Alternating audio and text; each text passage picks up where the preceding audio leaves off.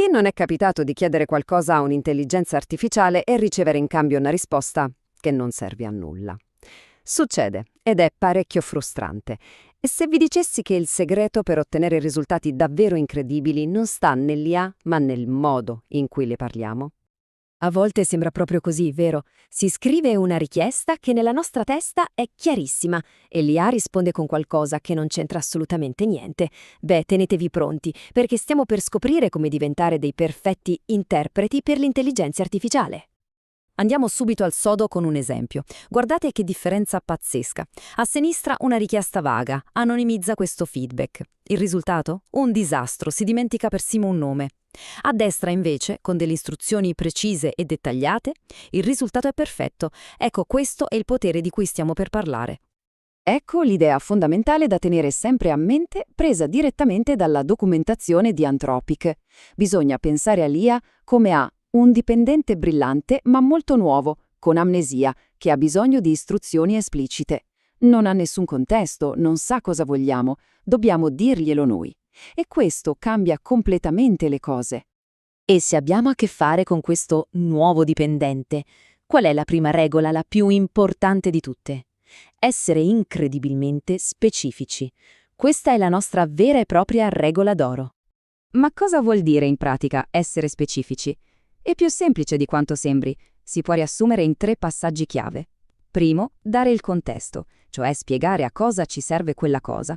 Secondo, definire esattamente come vogliamo il risultato finale. E terzo, guidare l'IA con i passaggi da seguire, proprio come una ricetta.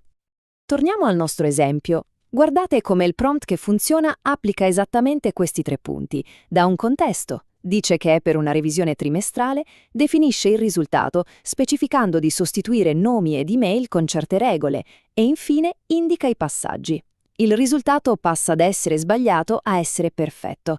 Non è magia, è solo un'istruzione fatta bene. D'accordo, ora sappiamo come dare istruzioni chiare, ma se potessimo fare un passo in più, se potessimo addestrare l'IA sul momento a pensare come noi, il livello successivo è proprio questo, insegnarle attraverso gli esempi. Si tratta di mostrare, non solo di dire. Il nome tecnico di questa tecnica è Few-Shot Prompting. Sembra una cosa complicata, ma l'idea è semplicissima. Significa solo inserire alcuni esempi di come vorremmo l'output direttamente nella nostra richiesta. In questo modo l'IA non deve solo interpretare le parole, ma può vedere esattamente il formato, lo stile e la struttura che vogliamo. Ok, ma quanti esempi servono? Beh, per compiti abbastanza complessi, il numero magico di solito è tra 3 e 5.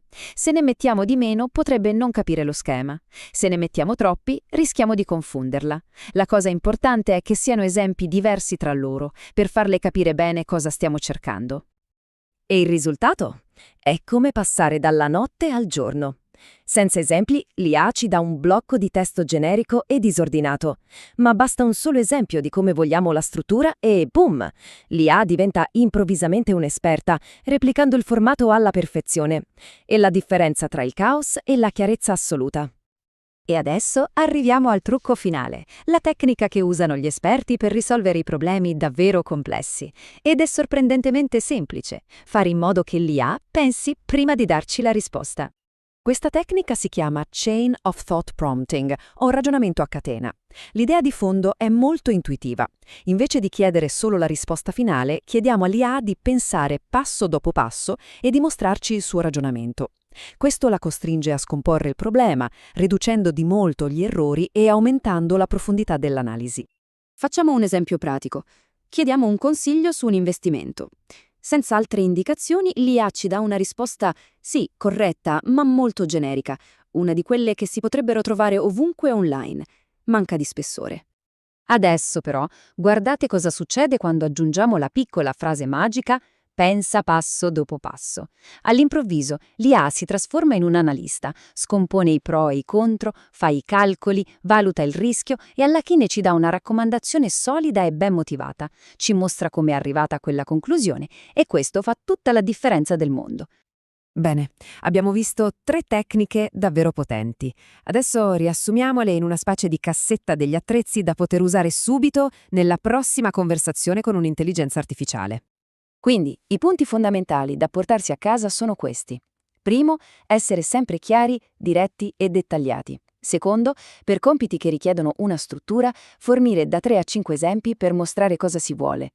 Terzo, per i problemi complessi, chiedere all'IA di pensare passo dopo passo.